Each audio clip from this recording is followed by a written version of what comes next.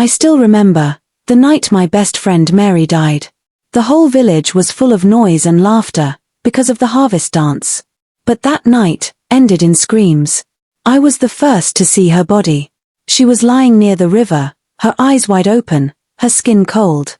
On her neck were strange marks, 2 small holes, like the bite of a snake. People gathered quickly, whispering and pointing. Another spirit has taken a girl, one woman cried. Maybe it is the river gods, another man said. But I could not believe that. Mary was full of life. She had dreams, she was always the one who told me not to be afraid of anything. And now, she was gone. Just like that. When I touched her hand, I felt anger rise inside me. No spirit would take her. No river god. This was something else, something evil, walking among us. That same night, I could not sleep. Every sound outside my window made me jump. I heard footsteps, soft, but steady, walking past my hut. My heart beat so fast. I thought it would break. I looked through the small crack, and there he was, a tall man, in a red shirt, walking slowly, like he owned the night. I had never seen him before. His face was handsome, too handsome, the kind that made people stare. But there was something cold in his eyes, even in the moonlight. He stopped for a moment, looked around, then smiled to himself, before walking away. I didn't know his name then. I didn't know what secret he carried. But I felt it, deep in my bones. This man was connected to Mary's death. And that was the night my life changed forever. The next morning, the whole village gathered in the square. People were crying for Mary, but by midday, the sadness turned into whispers about the stranger. Everyone had seen him, the night before. By afternoon, he walked boldly into the center of the village. His name was Chris. He said he was a builder, traveling from place to place. His voice was smooth, like honey, and when he smiled, the women giggled, as if they had known him for years. I stood at the back of the crowd, watching. Something about him made my skin crawl. He was too perfect. His red shirt shone like fire in the sun. His teeth sparkled when he laughed. Even the elders welcomed him, saying he could stay and help build new huts for the people. That evening, I saw how quickly he became the center of attention. Young girls brought him food, women fetched him water, and children followed him, clapping and singing his name. Chris was everywhere. But my eyes were sharp. When one of the girls touched his arm, he pulled back too quickly, like her touch burned him. Later, when he thought nobody was looking, I saw his smile fade. His face grew hard. His eyes, dark and cold, like a hunter's eyes, waiting for prey. That night, I dreamt of Mary.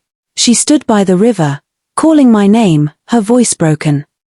Behind her, I saw Chris's face, smiling, as a snake coiled around him.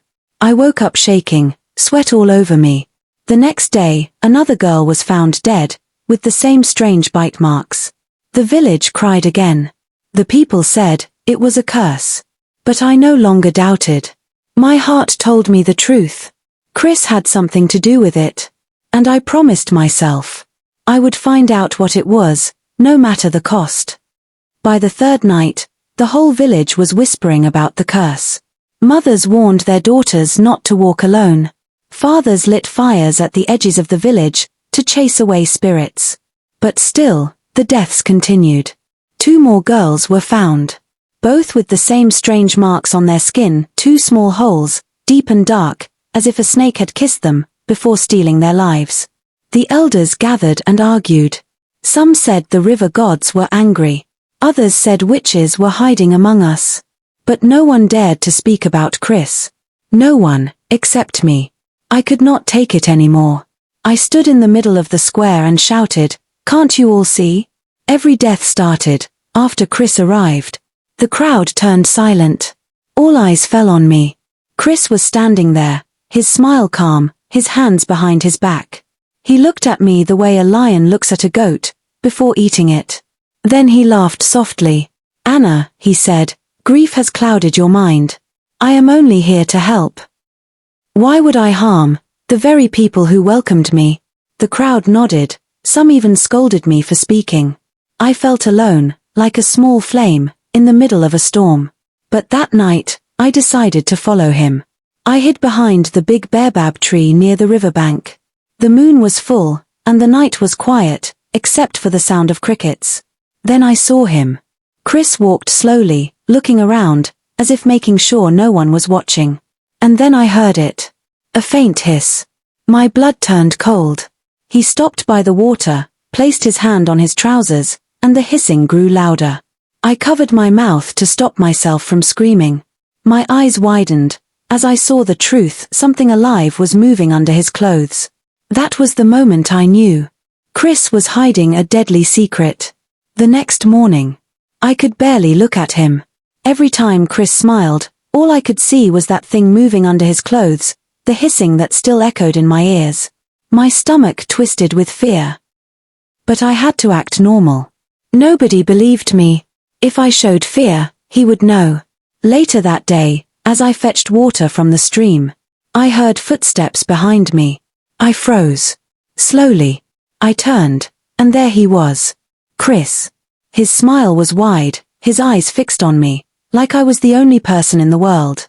"Anna," he said softly, "I noticed you don't laugh like the other girls.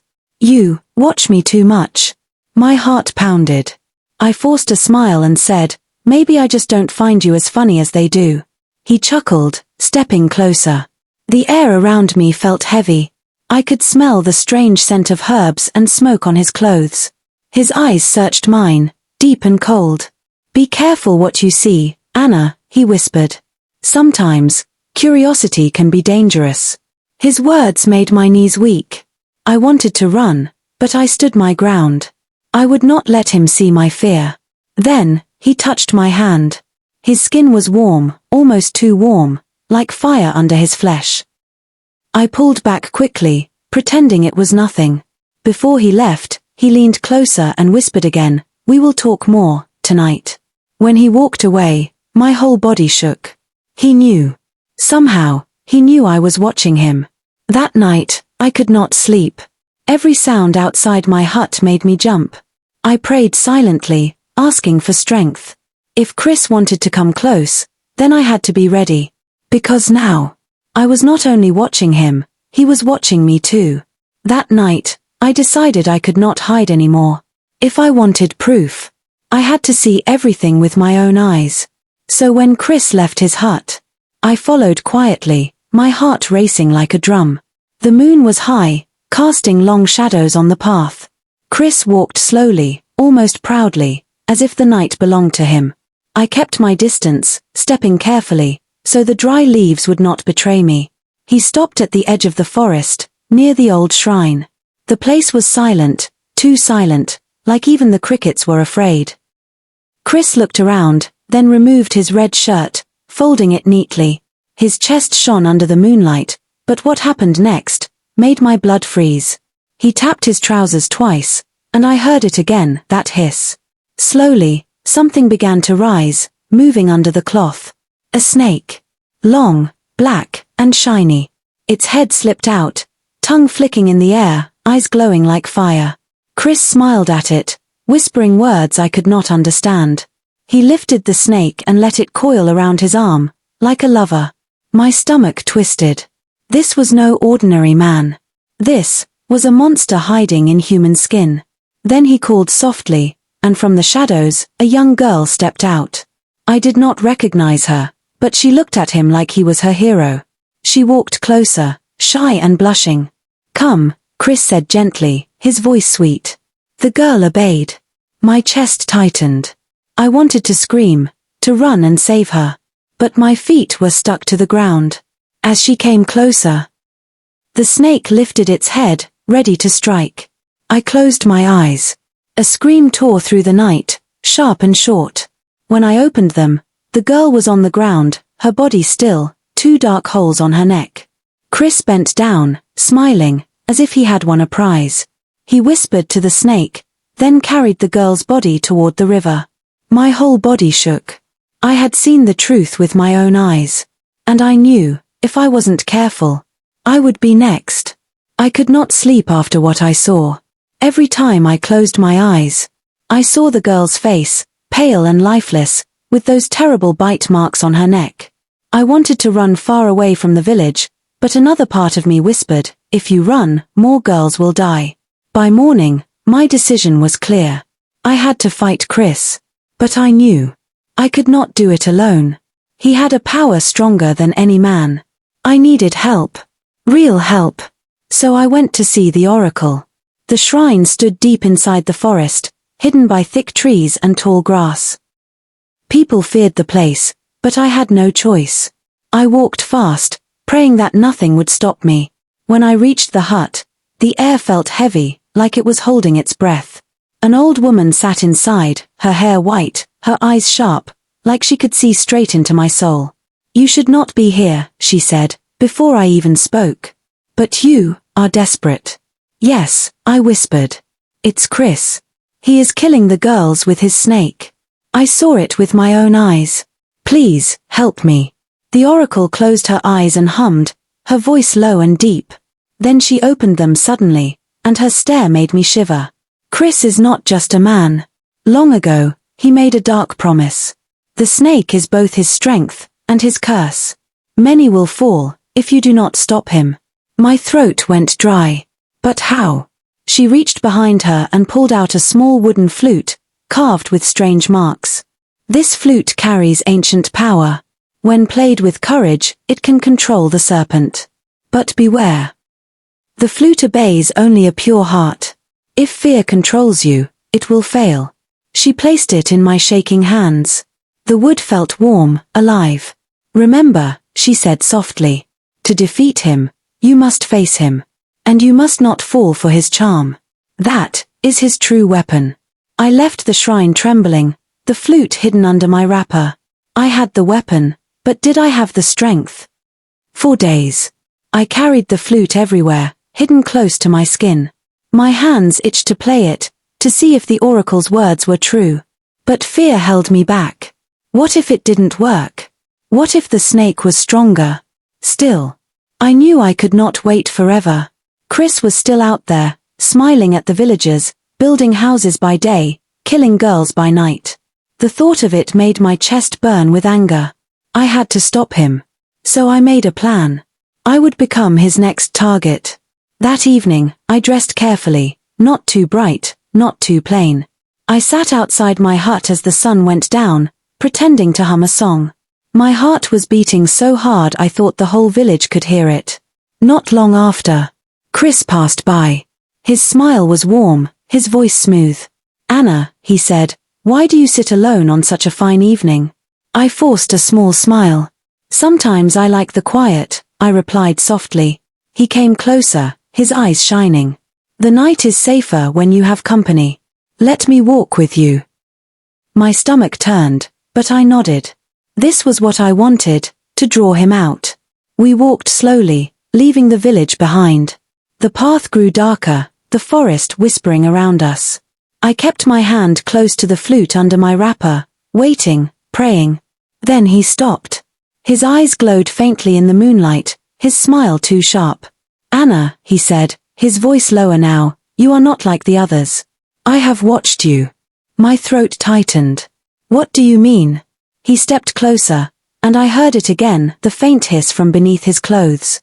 My skin went cold. The snake stirred, its head began to push against the cloth. Chris's smile widened. Do not be afraid, he whispered.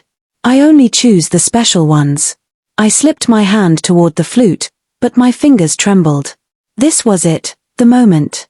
If I played too soon, he would know. If I waited too long, I might not live to try again. Chris's eyes glowed brighter, and the hiss grew louder. The snake's head pushed through his trousers. Tongue flicking, hungry for me. My heart pounded so hard I thought it would burst. Don't run, he whispered. If you stay still, it won't hurt. His voice was sweet, dangerous, wrapping around me like a spell. My knees shook, and for a moment, I almost froze. Almost. Then I remembered Nkem. I remembered the girl in the forest. Their lifeless faces burned in my mind. I could not let fear win. My hand shot under my wrapper, and I pulled out the flute. Chris's eyes narrowed. What is that? I didn't answer. I pressed the flute to my lips, and blew. The sound that came out was not like any music I had ever heard. It was soft, haunting, like the wind crying through the trees. The air grew heavy, the ground trembled faintly. The snake froze. Its glowing eyes locked on me. Chris staggered back, his smile fading. "No, no," he shouted, trying to hold the serpent down. But the snake lifted higher, swaying, its body turning toward me as if the music pulled it. I played harder. My breath shaking but strong. The snake hissed loudly, writhing, fighting between Chris's grip and the power of the sound. Then it did something I never expected. Slowly, it slid off Chris's arm and moved toward me. My heart jumped in terror, but the oracle's words echoed, "The flute obeys only a pure heart." I kept playing. The snake stopped just in front of me, its tongue flicking. It lowered its head, not to strike, but to bow. Chris's face twisted in rage. "No. She cannot control you. I am your master." But the snake didn't listen. It stayed still, swaying gently to the sound of my flute. For the first time, fear shifted to power inside me. I could feel it, the serpent was mine to command. Chris's eyes burned with hate as he whispered, "You don't know what you've started, Anna.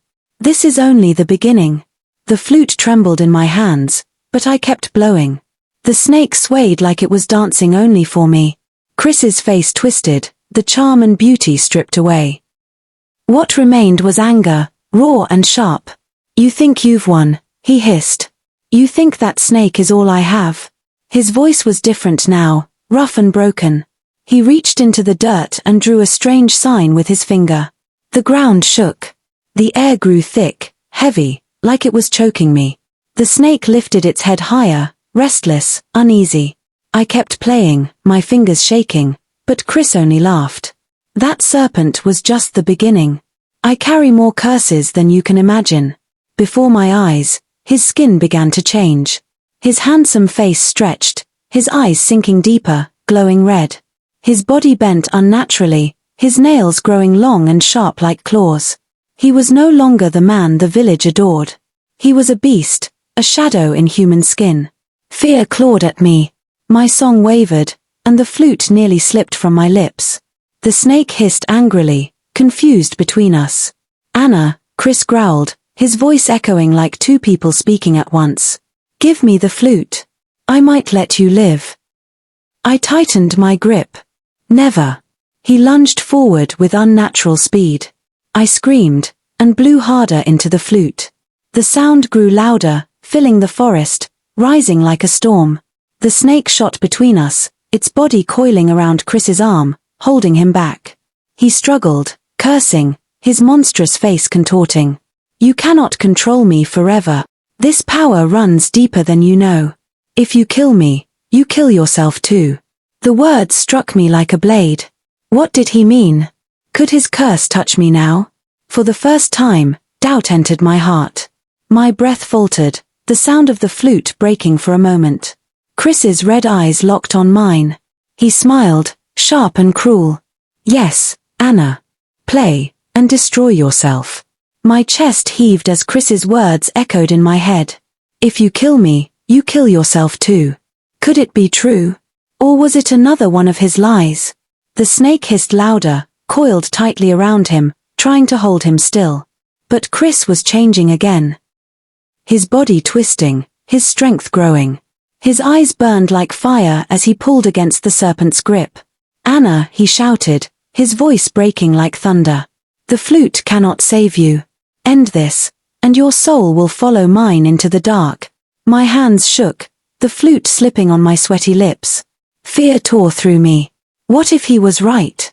What if playing meant my death? Then, like a whisper in the storm, I remembered the oracle's words, "The flute obeys only a pure heart." Do not let fear control you. Tears filled my eyes. I thought of Nkem. I thought of the girl in the forest. I thought of all the women who would die if I walked away. My fear turned into fire. I lifted the flute again, my breath steady this time. "Chris," I said, my voice breaking but strong, "if I fall, I will not fall alone. Your evil ends tonight." I blew with all my strength.